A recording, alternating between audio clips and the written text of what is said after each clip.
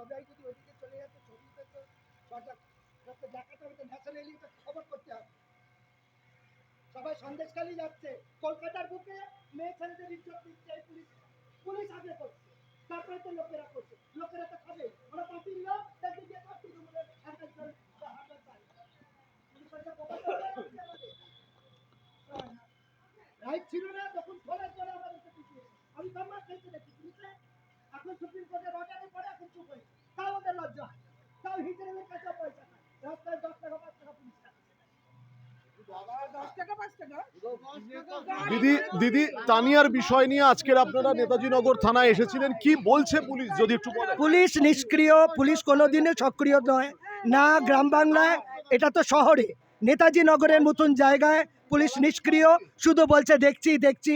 354 144 থাকা সত্ত্বেও পুলিশ নিষ্ক্রিয়। এখানে বোঝাই যাচ্ছে এখানে টাকার খেলা এবং এখানে প্রমোটার চক্র বিশালভাবে, এবং পুলিশের চোখের সামনে বাড়ি ভেঙে গুড়িয়ে দিয়েছে এবং আমাদের মতন মানুষরা নিষ্ক্রিয়ভাবে আমরা শুধু দেখছি। কালকে পুলিশ প্রশাসন একদম কোনোভাবেই আমাদের হয়ে কথা শুনছে না।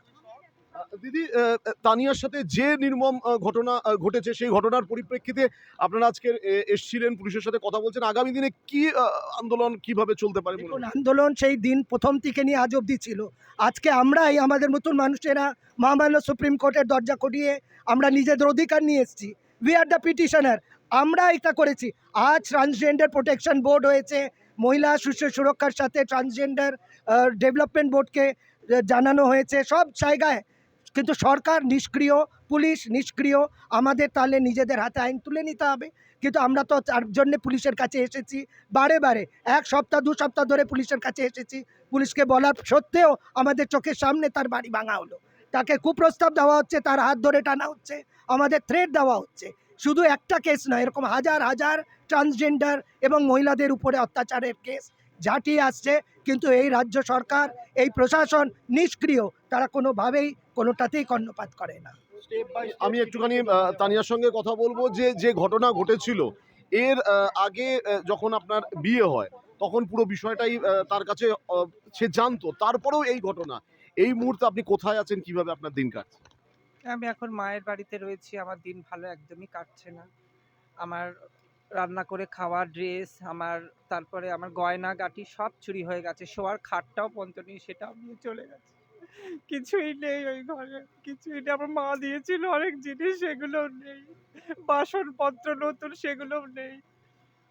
আপনার স্বামী এই মুহূর্তে কোথাও কোনো খবর পেয়েছেন? পেয়েছি, আমার ননদ কোথায় রেখে দিয়েছে।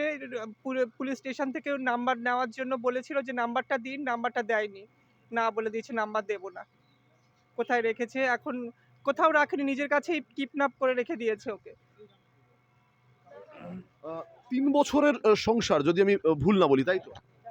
হ্যাঁ, তার আগে রিলেশনশিপ, হ্যাঁ। সবকিছুই জানতো, তারপরে এই ধরনের ঘটনা নির্মম। আমি তো নিজেই অবাক হয়ে যাচ্ছি, আমি নিজেই অবাক হয়ে যাচ্ছি যে এটা কি হচ্ছে আমার সঙ্গে। আমার মানসিক যা করেছে, আমি তো হার্ট ফেল হয়ে মরেই যেতাম।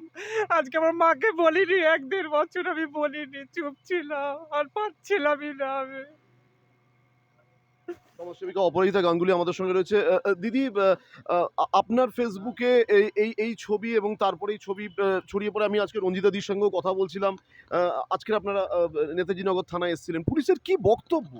পুলিশের বক্তব্য হচ্ছে আমরা লেটার অন স্টেপ নেব। এখন 354 অ্যাডেড সেকশন হয়েছে, দিয়েছে, কিন্তু এখনো পর্যন্ত অ্যাকিউজ অ্যারেস্টেড হয়নি। ওনারা এখন চেষ্টা করছেন। পুলিশ তো আদৌ খুঁজে পাবে কিনা সেটাই হচ্ছে আমার, এটা টোটালি ওই সন্দেশখালির গল্পের মতন এই গল্পটা উঠে আসছে। আজকে আমি পুলিশের কাছে এইটাই দাবি করছি যে আমার মেয়েটাকে কোনো জায়গা দিক। আমার মেয়েটা গিয়ে কোথায় থাকবে, আমার এটাই দাবি। ট্রান্সজেন্ডাররা কি মানে মানুষ নয়? ট্রান্সজেন্ডাররা কি মানে অন্য গ্রহ থেকে এসছে নাকি উঠে? আর আগামীকাল নারী দিবস, এত চিৎকার চেঁচামেচি করছি নারী দিবস, কালকের পদে নারী দিবস, এত চিৎকার চেঁচামেচি করছি নারী দিবস নিয়ে। এইটা হচ্ছে গিয়ে লঙ্ঘন করা হিউম্যান রাইটস।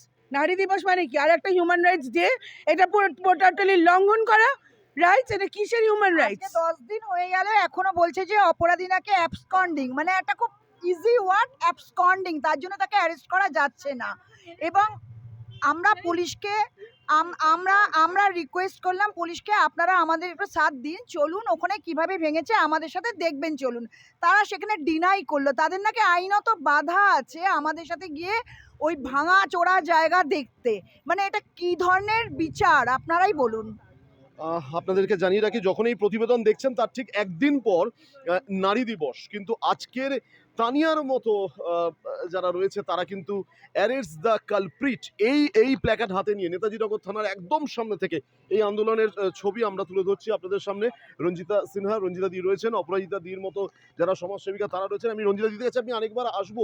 পুরো ঘটনার পরিপ্রেক্ষিতে আমি দেখতে পাচ্ছি যে তানিয়াও ধীরে ধীরে মানসিকভাবে ভেঙে পড়ছে। 10 দিন হয়ে গেছে, তানিয়ার হাজবেন্ডকে এখনো ধরা যায়নি।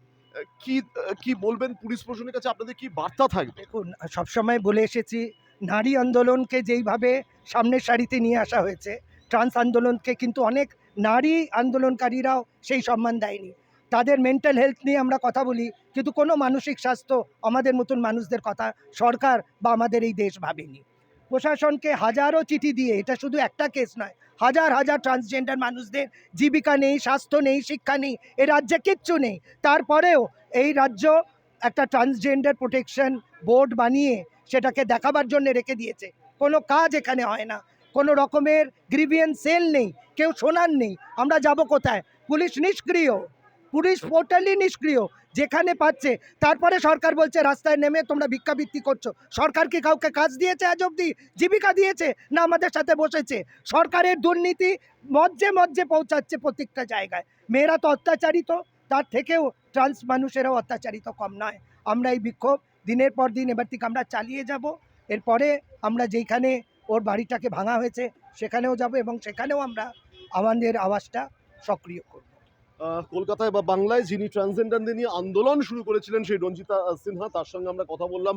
আমরা যাকে নিয়ে এই গোটা ঘটনা, তানিয়ার সাথেও আমরা কথা বলছি। তানিয়া এখন একটাই চাইছে যে কঠোর শাস্তি হোক। তানিয়া, আপনি যদি সব কিছুর পরও যদি আপনার স্বামী ঠিকভাবে ফিরে আসে, আপনি কি সংসার করতে চাইবেন? না, আমি করতে চাইবো না, আমি আর করতে চাইবো না। অপরাধীরা শাস্তি পাক, ভীষণ কঠোর কঠিন শাস্তি পাক, সেটাই আমি চাই। আর পুলিশ বলছে যে আমরা বাড়িটা কিভাবে ভেঙেছে, বাড়িটা কি করছে, আমরা তো কিছু জানি না, আমাদের ইনফরমেশন আপডেট কিছুই মিলেনি, এইভাবে করে বলছে। সব মিথ্যে করে, সব ঘোষ খায়, সব পয়সা খায়। এই পুলিশ, এই পশ্চিমবঙ্গের পুলিশ কখনো ভালো নেই আর ভালো থাকবেও না, এটা আগে থেকে আমি বলে দিলাম।